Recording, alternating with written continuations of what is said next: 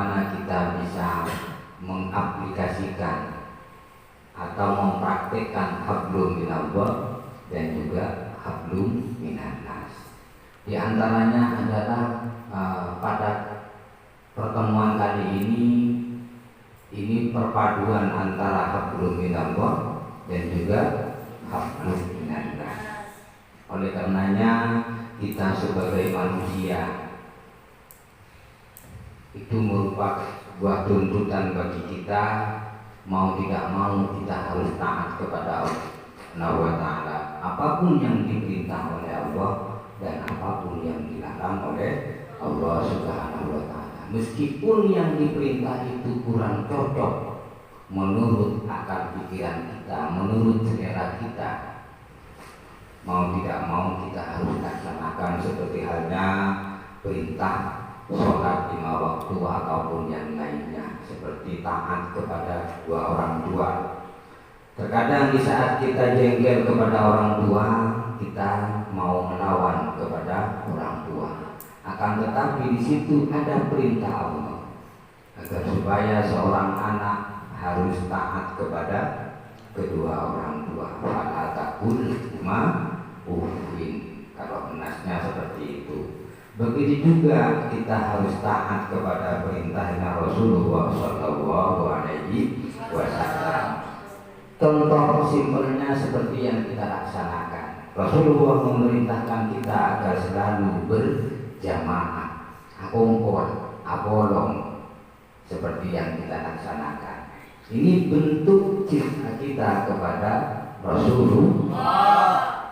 Kenapa? Seperti apa cinta? Tidak bisa digambarkan, hanya bisa dirasakan. Apa syarat saya?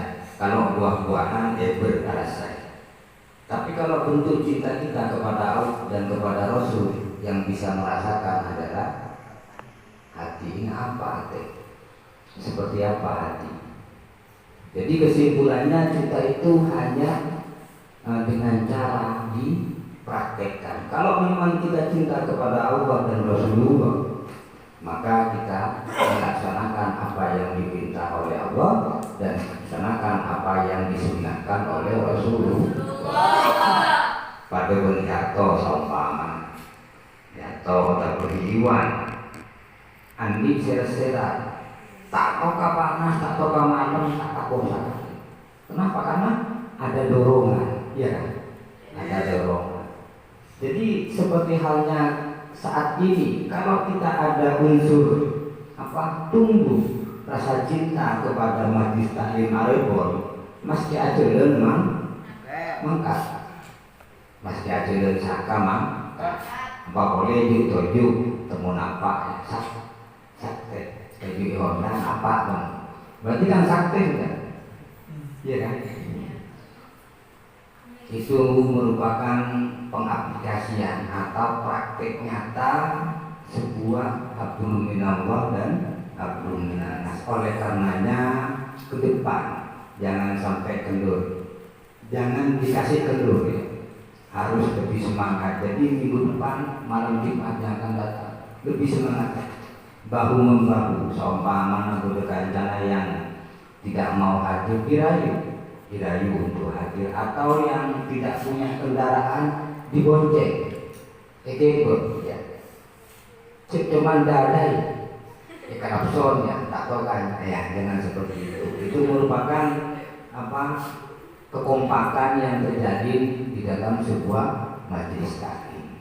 Nah, selanjutnya silakan yang mau bertanya, saya tanya. Dan saya juga mohon maaf ya, karena 1 bulan tidak bisa mengikuti majelis taklim ini dalam rangka regenerasi untuk masa depan kita ya.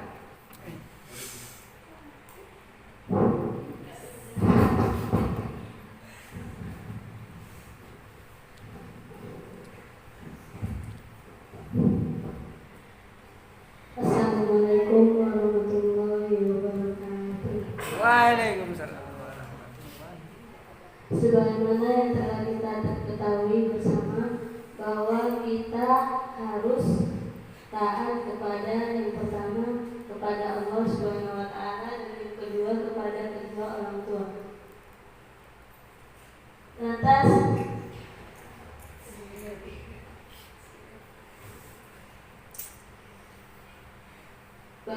bersama dengan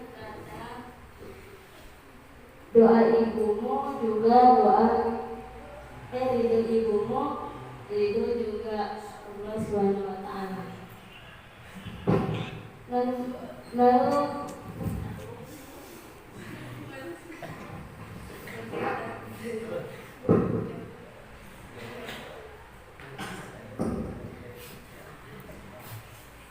siapakah yang pertama yang harus kita taati dengan kata-kata tersebut? Terima kasih. Assalamualaikum warahmatullahi wabarakatuh. Pertanyaan yang pertama berkenaan dengan ridho jadi ridhonya Allah apa kata ridhonya kedua orang tua itu merupakan sebuah nas Al-Quran bahwasanya kita wajib taat kepada kedua orang tua kita selama perintah dari kedua orang tua kita itu tidak mengarah kepada hal maksiat. Jadi paham ya? Kalau mengarah kepada hal yang maksiat yang ini bertentangan dengan hukum syar'i, kita wajib tidak taat. Selama tidak bertentangan dengan hukum syar'i, maka otomatis kita wajib taat. Merupakan sebuah konsekuensi bagi kita sebagai manusia. Seandainya kita bukan manusia, maka kita tidak dihukumi wajib taat kepada orang tua. Kena sampai berlebih tak masalah, iya kan? Karena kita sebagai manusia, maka konsekuensinya harus taat kepada kedua orang tua kita. Seperti hanya tadi cinta, itu kan pakai rasa. Tak tahu rasanya kopi manis apa pahit apa campak tidak tahu. Tapi kalau diminum itu baru tahu ternyata kopi itu nikmat. Katanya orang Jawa, ngopi ini kopi ini pikiran, ngopi ini akal, ngopi ini pikiran, ngopi ini ngerti maksudnya? Nah, terus cara untuk mengetahui rasanya ya diminum. Ketika diminum maka diketahui rasanya. Sama kita kepada orang tua juga harus mengabdi ya. Bagaimana rasanya tegung mereng tak nyaman napang. Saya boleh napangnya di saat ibu mengandung umur 8 bulan 7, 8, 9. Rumah kentang tak bisa sakit tengah, itu bisa sakit tengah. Itu harus dirasakan. Tak tahu ketika sudah bisa ajaran, bisa komunikasi, bisa cacat, ternyata abantah kau berubah. Ya kan? Iki bentar kunjungan ya, anak iki bentar kunjungan, akemi, boleh kan? Tak pernah tahu lu sering tua. Tapi ketika yang seperti itu, tahu sebenarnya anak, mudah, pasti mudah. Itu yang dimaksud. Jadi ketika orang tua kita dikasih umur yang lanjut, sepuh pun, maka kita berkewajiban memelihara anak ini kedua orang tua. Karena dengan cara seperti itu kita mendapatkan atau asbab seperti itu kita mendapatkan ridhonya Allah. Pada saat ini juga dalam rangka kita untuk mengharap ridhonya Allah. Kita berharap dengan cara kita berkumpul setiap malam Jumat. Jadi paham? Jadi harus mendahulukan kedua orang tua selama tidak bertentangan dengan hukum syar'i. Ketika tidak bertentangan dengan hukum syar'i, maka itu melik atau nyambung dengan perintahnya Allah Subhanahu wa Ta'ala. Tak mungkin yang tua nyoro tak sambut, pasti asal pikir. Terus kemudian ini juga ada praktek di masyarakat di saat perawan dengan janda. Kalau perawan itu harus seizin orang tua, jodohnya harus seizin orang tua. Tapi kalau janda nggak apa-apa, nggak usah seizin orang tua. Menduda nggak tahu kalau menduda. Ya. Tapi kalau perawan harus persetujuan orang tua. Jangan melanggar dari orang tua, nggak boleh kalau perawan. Kalau janda nggak apa-apa, bebas. Paham ya? Ini ya. Assalamualaikum warahmatullahi wabarakatuh. Ini mengenai dua pilihan. Bagaimana kita dihadapkan dengan dua pilihan, yang mana pilihan tersebut kita tidak tahu benar atau salah, sedangkan kita berhak untuk memilih. Terus apa yang harus saya lakukan? Sedangkan harus memilih dalam waktu yang dekat. Assalamualaikum warahmatullahi wabarakatuh.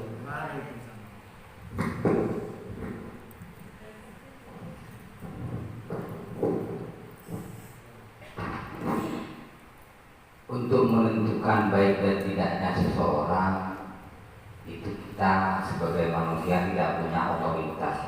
Yang punya otoritas adalah Allah Subhanahu wa ta'ala. Sesuai dengan nasnya, alaihissallahu bi'ahkamil hakimin. Manusia tidak punya otoritas itu. Jadi yang punya otoritas menghukumi seseorang baik dan tidak itu hanya Allah. Terus sekarang kita disuguhkan dengan dua pilihan. Kita mau pilih yang mana? Mau pilih yang A atau yang B? Sementara kita sendiri tidak tahu kualitas A dan B, tidak tahu. Maka dengan cara minta petunjuk kepada Allah Subhanahu wa ta'ala. Bagaimana caranya? Dengan cara sholat istikharah. Istikharah yang otomatis, maksudnya si paling mantap. Di saat matahari terbenam dan bulan terbit, nyari waktu sing akhir ya. Mun istikharah. Bulan apa? Areh jom tetak, bulan mencok. Jadi sampai akhir dulu sampai. Ya, hilal bulan ya. Matahari tenggelam, bulan muncul. Salah ya. Salah. Salah kan ya? Ya. Para maulid berarti. Oh iya, matahari tenggelam, bulan muncul. Nah, sampai muncul, ini sudah tenggelamnya. Ini belum muncul, tengah-tengahnya itu. Cepat bareng dengan matahari tenggelam dan jangan sampai di zaman bulan muncul. Di selangnya itu termasuk waktu mustajab. Pasti bisa. Kalau bisa, tapi bisa. Tidak ada yang tidak bisa. Kalau memang tidak bisa, tidak mungkin dianjurkan. Tak kira dianjurkan. Karena itu memang sudah dianjurkan. Caranya matahari tenggelam, bulan muncul, dan di tengah-tengahnya itu minta petunjuk kepada Allah. Yang mana? Apa yang A atau yang B, seperti itu.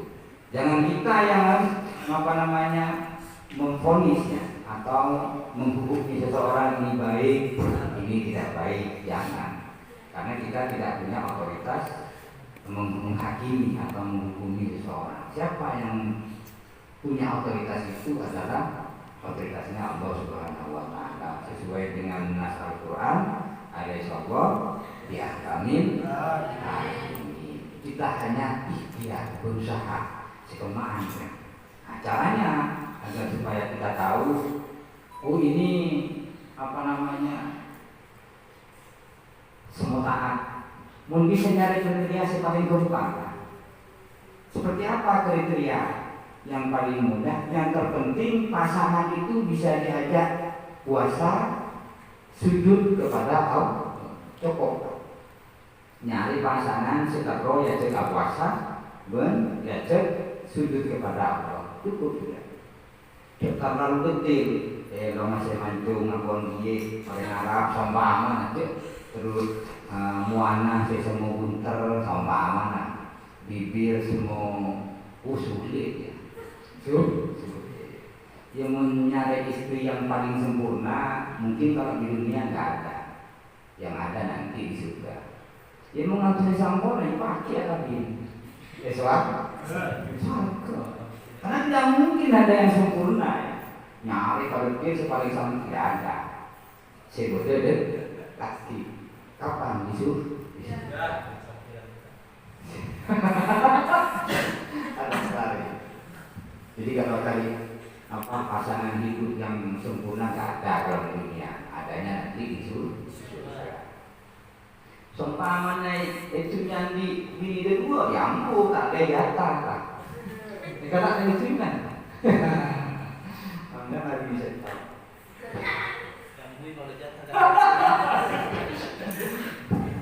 Siap ya?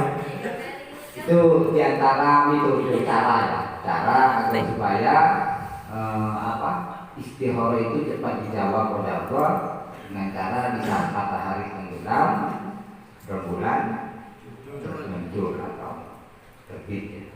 Itu yang bisa saya sampaikan. Mungkin betul boleh, atau mungkin dijelang Wahyudi.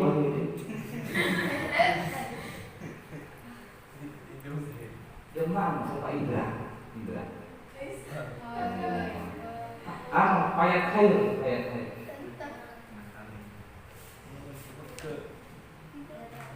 Tanya. Ya.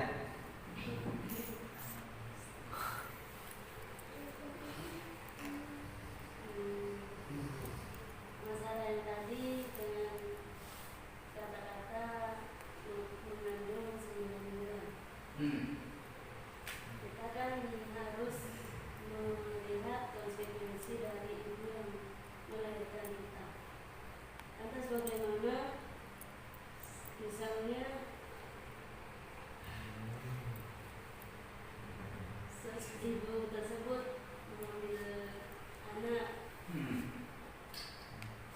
bagaimana? Dulu di zaman Rasulullah SAW, bukan cuma sekarang. Di zaman Rasulullah ada yang seperti hanya Sayyidina Ali, itu asuhannya Rasulullah sampai ke Boiman,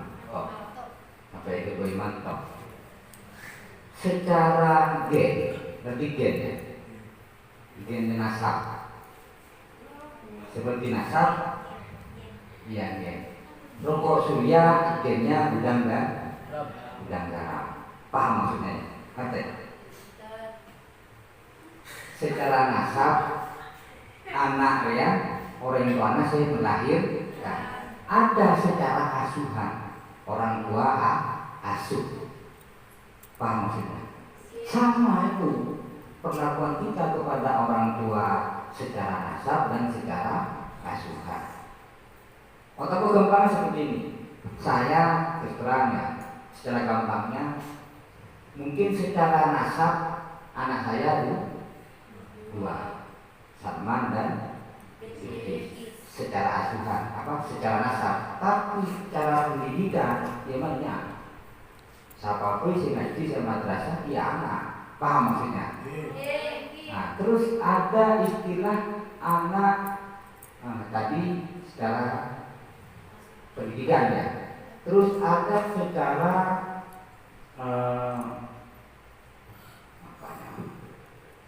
secara ilmiah ada secara pendidikan. Ini semuanya kan dididik. Ayo seperti ini, kontrol teori baik seperti itu. Itu namanya anak didik. Ada secara ilmiah, guru kepada santri seperti itu. Itu anak juga, meskipun secara nasab benih, ya kan? Paham? Jadi paham. Terus bagaimana sikap kita untuk menghadapi itu? Ya sama. Seperti halnya kita menghormati orang tua baik yang nasab atau yang secara asuh. Jangan dibeda-bedakan. selama mereka itu tidak memerintahkan kepada hal yang maksiat. Jadi paham ya? Mas Cekuru menyuruh sempama wahyu kapore indra jok toko jangan ya. Ngerti maksudnya? Iya. Sudah ya? Saya cukupkan, semoga bermanfaat apa yang kita diskusikan malam ini. Kita lanjut malam Jumat yang akan datang. Jadi paling Iqlal, Sahrul, Rian, Holidur Rahim harus punya apa namanya materi. Masa pasti saya kata dalam arti sompaman nahi hijrah pacarannya lah, bagaimana hukumnya? Contoh. Dan saya Sahrul, kalau Sahrul macam-macam kamu, seperti itu ya. Jadi biar hidup. Nanti setiap majlis itu ada semisal diskusi biar hidup ya.